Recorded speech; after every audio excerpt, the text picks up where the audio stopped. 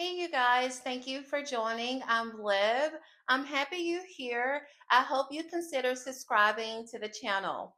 Now, today we're discussing an incident that happened at an Arlington, Virginia school board meeting on Thursday. One protester displayed a racist sign attacking Winsome Earle-Sears. For context, Winsome Earle-Sears is currently serving as the Lieutenant Governor of Virginia, a position she has held since January 2022. She made history as the first woman of color elected to statewide office in Virginia and the first female lieutenant governor in the state's history. So what that means is right now, Winsome Earle-Sears is the Lieutenant Governor of Virginia. That is a role is basically the second highest office in the state. The Lieutenant Governor presides over the state Senate and is next in line if the governor can't serve. Now she's running for governor, which is the highest elected office in Virginia. The governor is the one who leads the entire state's executive branch, makes big policies, decisions, and sign bills into law, right?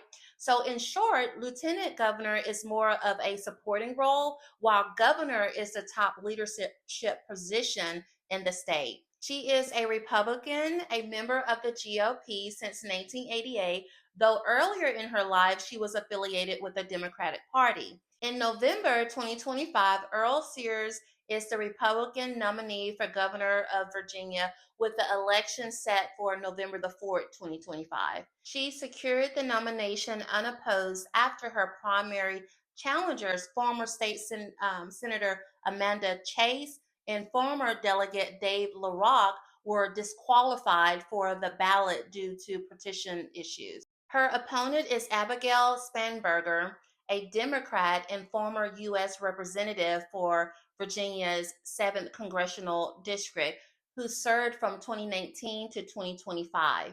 Spanberger is also running unopposed on the Democratic side, making her the consensus Democratic nominee. This election is historic in multiple ways. No matter who wins, Virginia will have its first female governor since both nominees are women, right? If Winsome Earle-Sears wins, she will become the first Black woman governor in U.S. history. So back to what the sign read from the protester. It said, "Hey, Winsome, if trans can't share your bathroom, then Blacks can't share my water fountain." This directly mocked her opposition to transgender bathroom policies by equating it with Jim Crow segregation. To be clear, Lieutenant Governor Earle-Sears has taken the position that biological males should not be competing in women's sports or sharing locker rooms and bathrooms with girls and women. Here is the Fox News clip with Lieutenant Governor Earle-Sears responding to that statement. Bipartisan outrage after a transgender activist was seen displaying a racist sign outside a Northern Virginia school board meeting where Republican gubernatorial candidate and the current Lieutenant Governor Winsome Earle-Sears was speaking. Her opponent, former Virginia Congresswoman Abigail Spanberger, condemned the sign, calling it a, quote, racist and abhorrent one. Winsome Earle-Sears joins us now with reaction. We did extend an invitation to her opponent and did not hear back. Lieutenant Governor, thanks so much for joining us. Specifically on that sign, you get the sense that from a lot of the transgender activists that they see the idea that a transgender person can't use a bathroom as akin to Jim Crow in mid-century America. What do you think of that? And what they're actually doing is telling everyone who looks like me that we can't use the water fountain. Is that where we are back in 1963 when my dad first came to America, just 17 days before Dr. King gave his I Have a Dream speech? So they're using me, and then they go to the whole black population. Think about that. And by the way, this woman stood for an hour with that sign, with all of those Democrat operatives around, and nobody said to her, get rid of that sign. It's because it's a true root of what we're seeing.